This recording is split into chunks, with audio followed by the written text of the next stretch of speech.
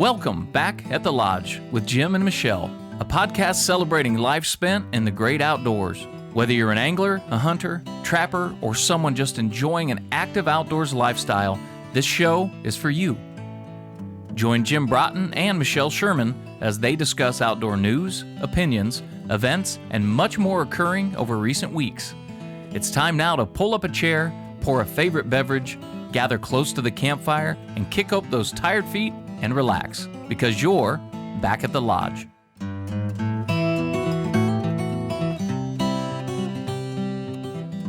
Welcome to Back at the Lodge with Jim and Michelle. We are on location once again. Yeah, lovely location. Absolutely. Michelle, we probably better point out that the location we're at is under construction. And if you hear an obnoxiously loud noise, it's an air compressor. It's just an air compressor kicking on that we have no control over. We're at one of our favorite little podcasting places, but they happen to be under construction. So it sounds like it's gonna be really cool. Yeah, a rooftop deck and everything. Building a rooftop deck, but we're not on the rooftop, and they appear to be doing next time maybe. They appear to be doing some stuff on the lower level too here. But anyhow, that's to explain if we hear any noises. Plus the music. Yeah. Well, I guess since we last last podcasted, time we were turkey talking. We were talking turkeys. This morning we're probably going to be talking about puppies. That's right. You have a new addition to your family. This is very exciting for your family. It is actually quite exciting. I've noticed it on Facebook. It's not as exciting to my checkbook, but it's quite exciting to my wife and it's 9-year-old daughter. Not just a gift for the 9-year-old. It's also a gift for the wife. For those of you that think there is such a thing as a free dog, there is no such thing as a free dog, even if they give it to you. But no, we're back in the dog world. I had been out of it for about 10 years. After my last, I had to put my last dog down. Yeah. It is, and it was really hard to get another dog when you know what the outcome is going to be in about, 10, 11 years or whatever. But you got a puppy. But I got a puppy, and it's a yellow lab. Mm-hmm. I typically enjoy labs. It's one of the more popular breeds I know, but it's just they're just so easygoing, most of them. And the particular lab that I got here is known as the English lab. Oh, is that right? Which is, I'm going to guess that the American labs are probably a little bit more common than the English. What's the difference between the two?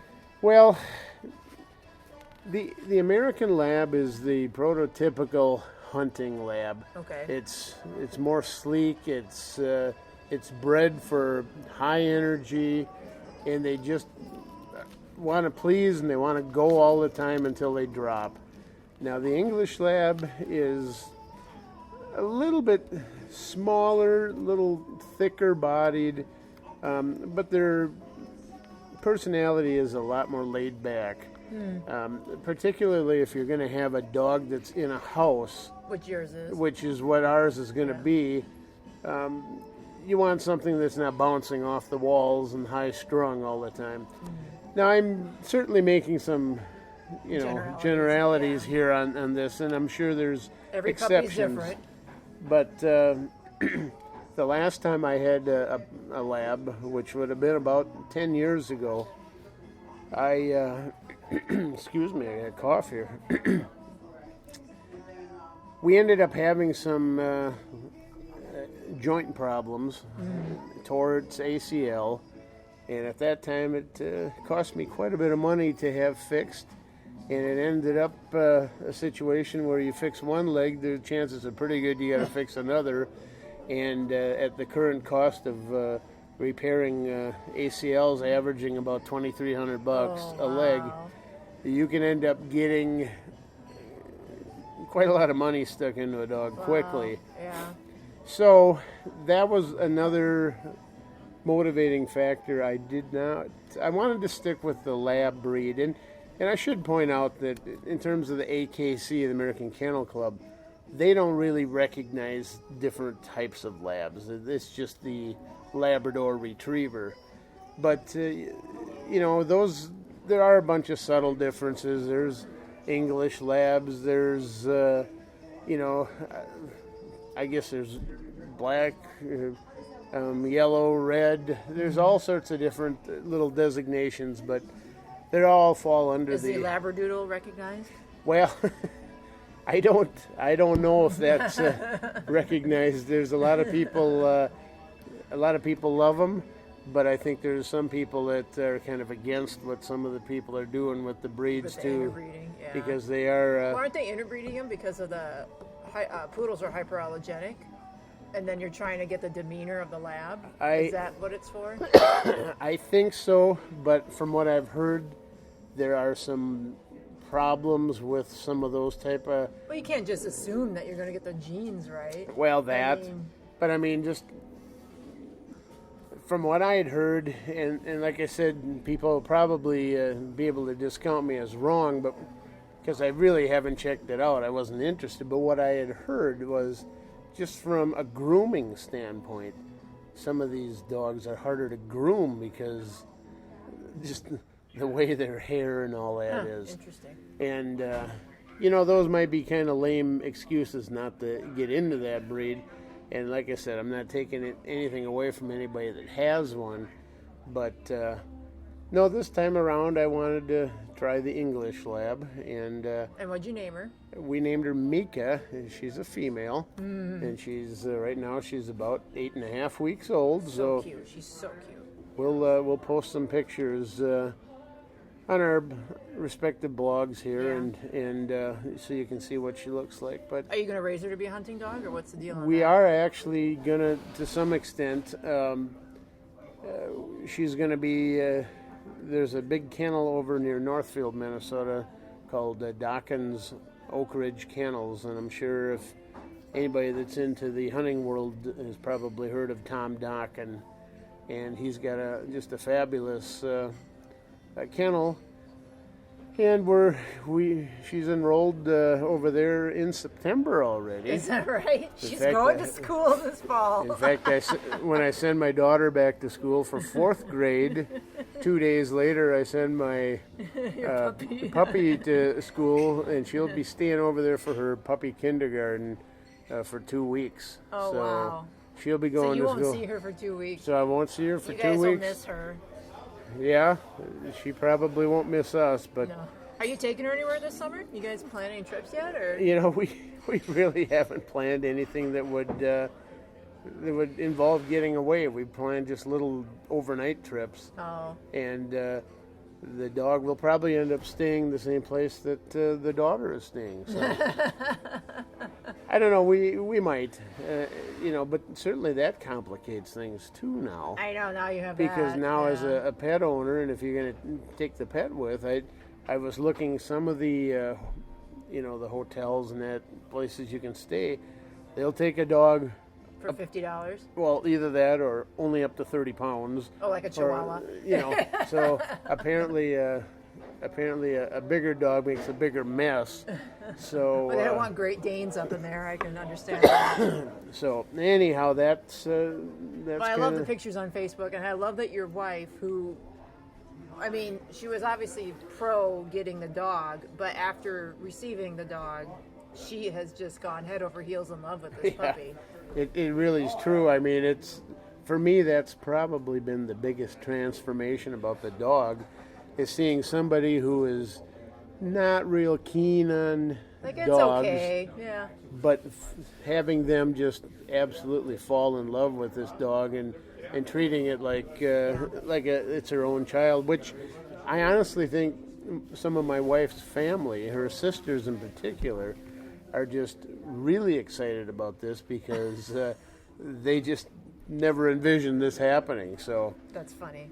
But yeah, she's and she's home with the puppy right now. She's home with it right so now, which is allowing me to and one of the things that I knew was important to do was to let my wife and my daughter pick out the dog. I mean, I I picked out certain things, like I wanted it to be a female, I wanted it to be a lab, and I wanted it yellow. But in terms of when the day came, we went to pick, and we had pick of the litter for a female. We got to choose from 1 out of 3 females. So, there was some choosing involved, and when it came to that point, I just stepped back. Now I know, and here, there it is. Actually, when this pump goes off, it creates a great opportunity for us to cough or pick, or pick our nose or anything like that we need to do. But anyway, so you step back and you let them. I did, and I know have some say I know a lot of diehard hunters and sportsmen like to keep the family out of it. And they'll just bring the dog home, and here's our new family member. Is that dog staying with them in the house, though? I mean... Well, there's things like that. But in this situation, I just knew there's a certain very strong, affinity or magical thing that happens when you actually pick out the animal. yeah. Because now you're invested in that dog, too. Right. And... and that's important. So basically what happened when we went to pick out the puppy, we did the normal things that you do to pick out a puppy. But essentially, the puppy we ended up with was the one that the breeder pulled out and saw was a female and handed over to my wife. And she got to hold first. Because just holding the puppy... It sunk, just created that bond. It sunk the deal right there. I mean, it was. That's cool. It was going to be that puppy no matter what I said from that point forward. So, yeah, she. And then of course it was important that my daughter also kind of agreed. So, however they worked it out, they both my wife and my daughter think they were the one that chose the dog, and. Once again, the only thing that I got to choose was method of payment. Here's my credit card. Yeah. So, and I should say that quality dogs they don't give them away. No. They are and the price certainly seems to be increasing. They are certainly an investment. All the way from getting the dog from the breeder, the equipment you need to buy, the food, and the veterinary bills, all that kind of stuff. Because now you got to get her spaded, right? And all I that. will, and even with that, there is kind of a controversy right now. What? In the world, do you wait and do it at 5 or 6 months, whatever, which used to be the conventional method, or do you wait until at least 1 year? Why? And I'm not prepared to really tell you why, but there's different health benefits that studies are showing to hold off and not do it too early. Split it in the middle, do it like 8 months. Yeah. The only, and I may be wrong here because certainly every vet has difference, but from what I understand, the cost for spaying at 6 months, if you wait till they're 1 year, it doubles too.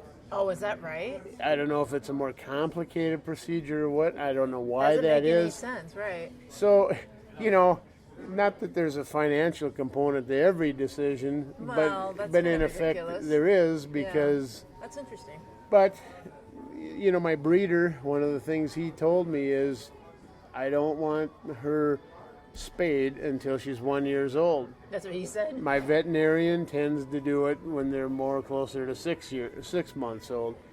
So, once you get the pup, obviously you own it. You can do however you want. But, now you're fighting that thing where, well, it's his experience. They live longer if you hold Must off. be something about the estrogen or something like that. And the other thing, too, with the breeder that I used, he has a very good track record with the dogs.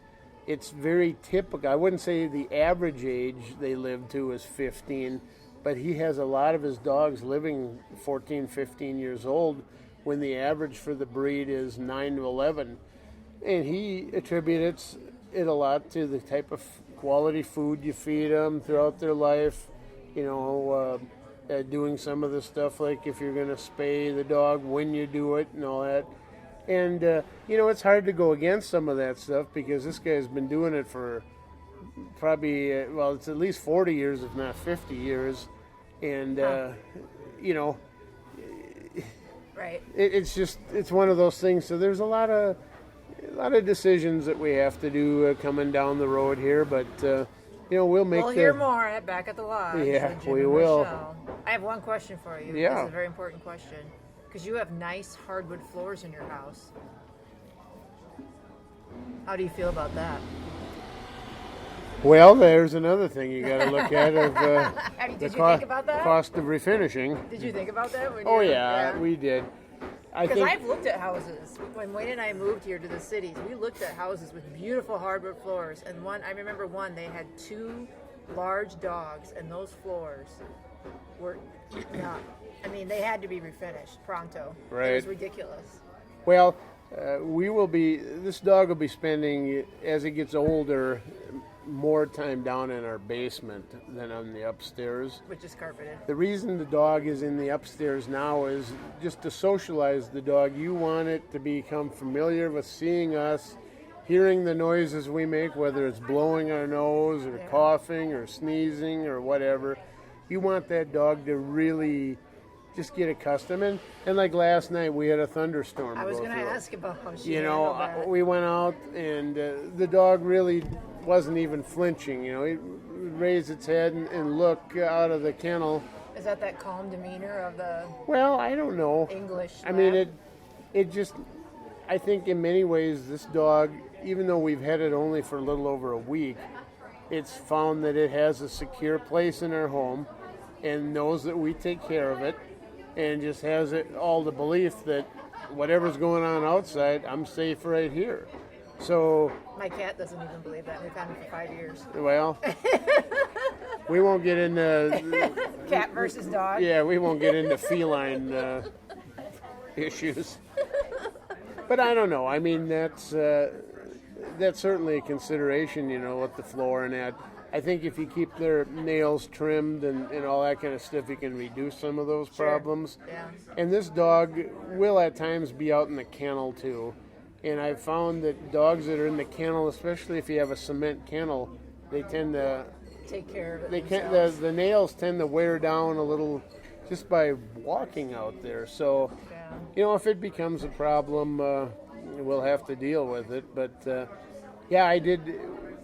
We bought some new furniture in the kitchen, some new chairs around our table, and the furniture guy said, you have such a nice house, and I said, yeah. And then we got talking. Well, we're getting a dog tomorrow. I said. He goes, oh, well, your house will never be the same. Yeah. And you cringe when you hear that stuff, but it's a choice you make. And really, when you choose to take on a pet in your household or in your life, it's a big responsibility. There's a lot of sacrifices you make. There's just some things you have to let go.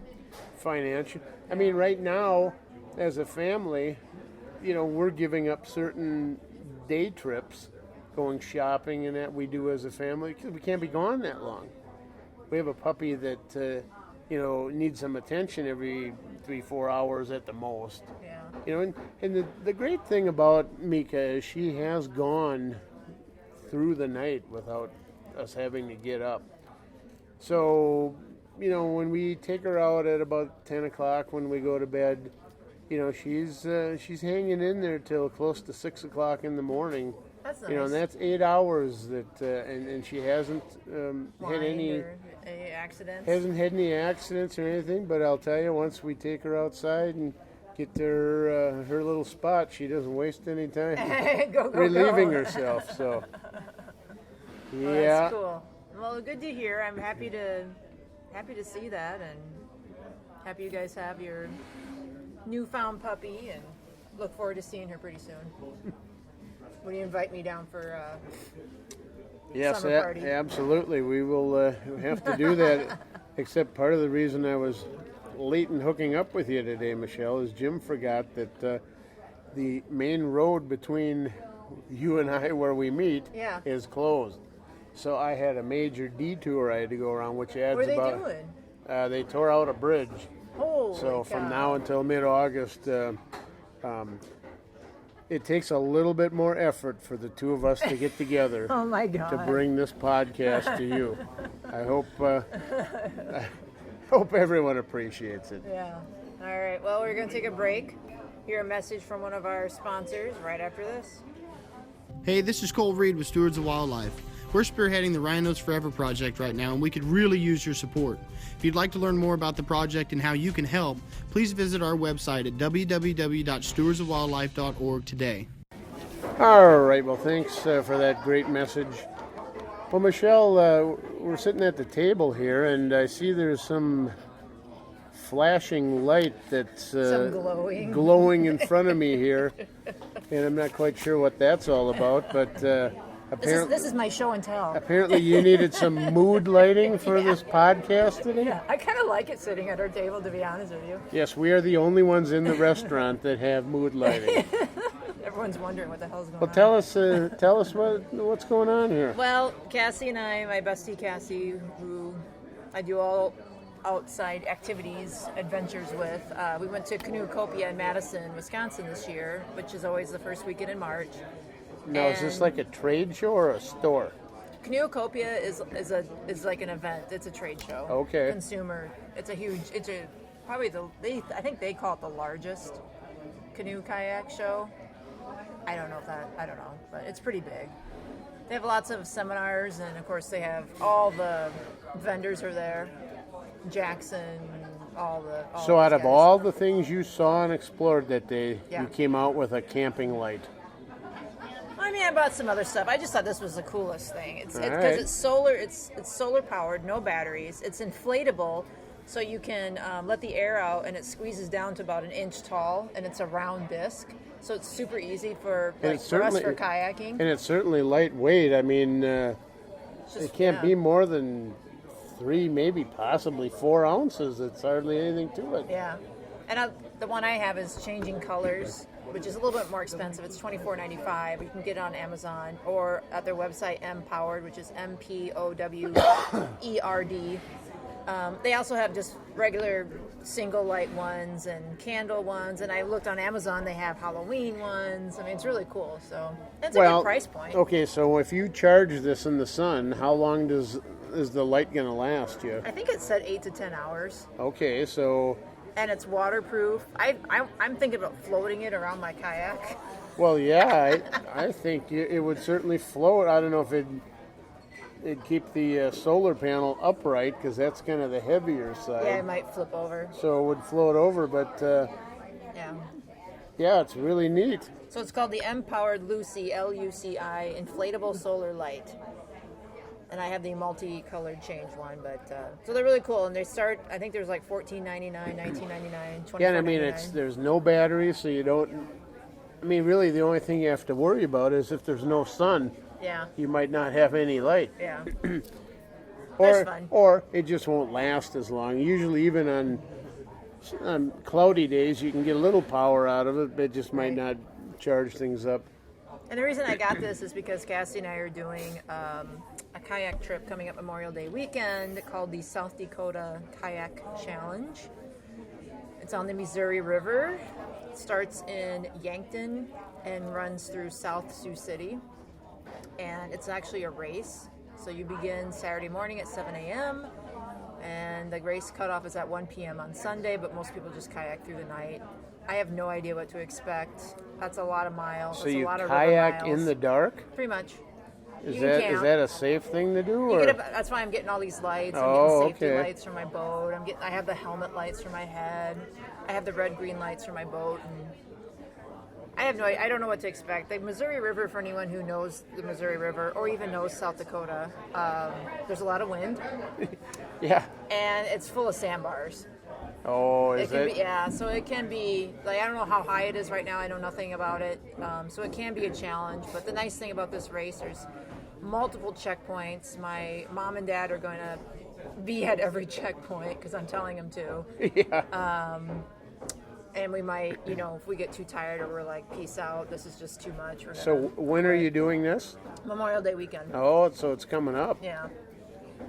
So I don't know what to expect. They don't have a lot of people that do it. Looks like 150 maybe.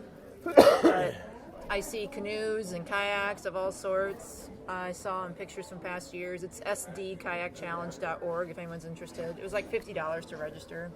It's like, what the hell? Try it. Yeah. Well, this will certainly work out well for that. Yeah, and just something fun to have in my kayak.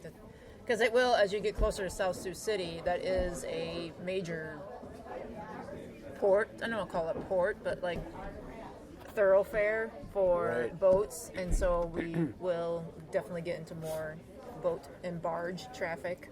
Well, getting back to the light too, you don't need to be canoeing or kayaking. I mean, this would be something if you just want a cool patio light. Yeah.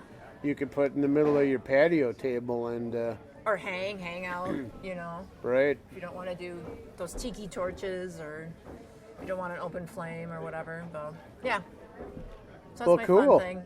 I did go. There was also here in Minneapolis the Midwest. I'm blanking on the name now, but it's the outdoor outfitter place here in Okay. Minneapolis. I think it's not Midwest Outdoors. It'll be in my blog, but they have their annual days, and where all the vendors come again. And then everything in the store is like 15 or 20% off. So if you're gonna go kayaking or out, camping or anything like that, that's the time to go. And I went there and I bought a brand new paddle. I wanted to get a carbon paddle because if I'm gonna kayak for 20 hours, I want something lightweight. Yeah. So I did buy a brand new paddle there, and the nice thing about it was that it said it was 15% off. But when I checked out, it was actually almost 50% off. Wow. Because those carbon paddles, regular price was $300, but they can go up to $400. But that carbon, whatever, Sure. it's crazy. It's just like any other sport: hunting, fishing, kayaking. You can spend Well, if you want the thousands of dollars. best, it's going to cost you money. Yeah. So I'm pretty excited about that. Well, cool. And I bought a new PFD too, because I plan on wearing my PFD the entire time while I'm on the river. Well, good. Yeah. That Most times I don't, That's- but this time I will.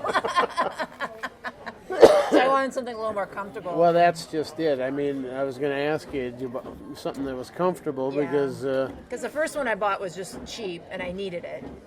And cheap doesn't equal comfort, like in most things. right. So this time, again, I went to... I would imagine this race requires you to Probably. if you read the fine print Probably. that you signed. You sign a waiver, you sign your life away. Yeah. So tell me again, how long is this race? It's just overnight, or is it a day? You start or- at 7 a.m. on Saturday, and most people will finish through the night. Some people actually race it, and it'll take them between 8 to 10 hours. But we're Okay. not racing, we're just doing our thing. I expect it'll probably take us 12, 15 hours. It is downstream, so you're not Yeah. fighting the It's just the wind and the conditions of the river. right. So hopefully it's not shitty out or rain. So you do it rain or shine then? Yeah. If it's raining, I tell you right now, I probably won't get past checkpoint 2. I mean, Well, why checkpoint 2? I don't know. Like, I'll give it. I'd probably quit at checkpoint 1. I know. I'll give it a college try. I'll give it. I'll stick it out. Are they serving beer and bacon at checkpoint 2? I know. My mom asked. She's like, "Well, what do I need to bring to the checkpoints?" I'm like, "We'll let you know.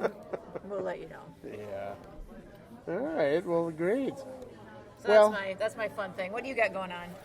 Well, next Sunday, on the 21st here of the month, I am hosting what's called a digital fox hunt at the farm. It's something we actually. This is the second year we've done it, and for those who don't know, I'm in the ham radio. So when it comes to Big time. the radio, Like when we went to Disney. Didn't you ask about yes, getting together? Yes, I did. But one of the really cool activities, and they do have international events where people compete all over the world, and we're certainly not into that level.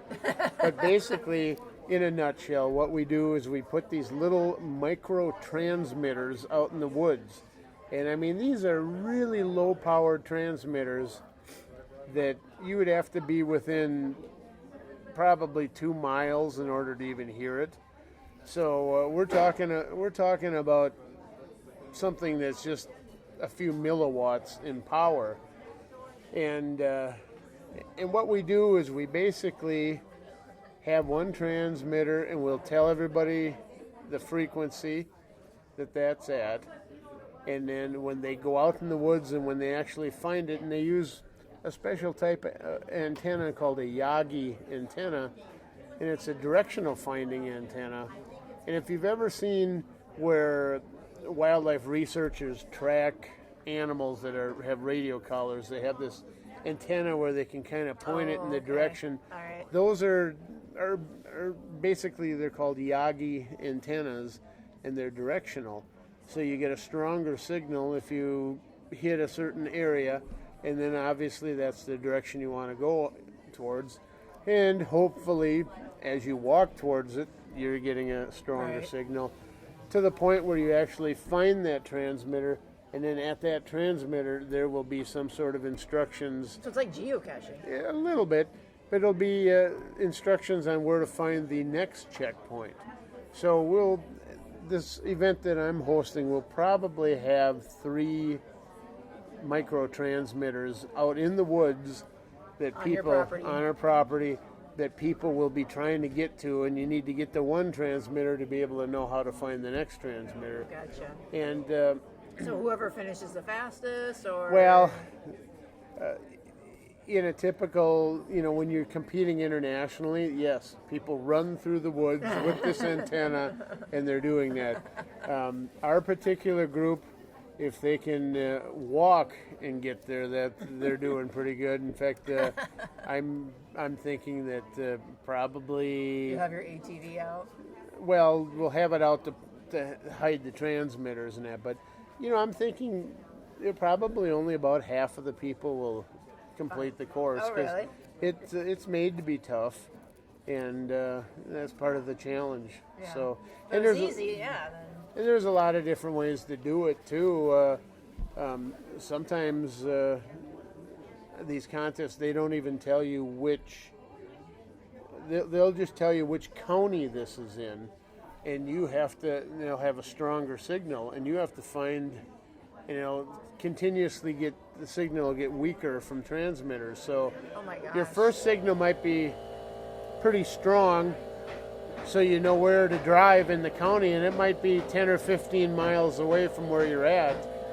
Then when you get there, it's going to show you, transmitters that are progressively lower power, so that you can eventually get to the finish. So that's something we're doing here this next weekend, and we have probably a couple dozen people participating, and have a little picnic and do all sorts of stuff. And it seems like this air compressor is taking a long time to fill up forever. this time. Yeah, this is forever. They really drained it down this time. So, Well, I think that means we might wrap it up here, Jim. yeah, I think the air compressor is becoming a limiting factor on our broadcast today. Well, you have to give us a wrap up on your fox hunt, digital fox hunt, next time we meet. Otherwise, this is it for Jim and Michelle at Back at the Lodge. Thanks for listening. Yep, tune in again. Thank you. You've been listening to Back at the Lodge, a podcast hosted by Jim Broughton and Michelle Sherman. Please join them again next time for another episode as they discuss a variety of topics pertaining to the great outdoors.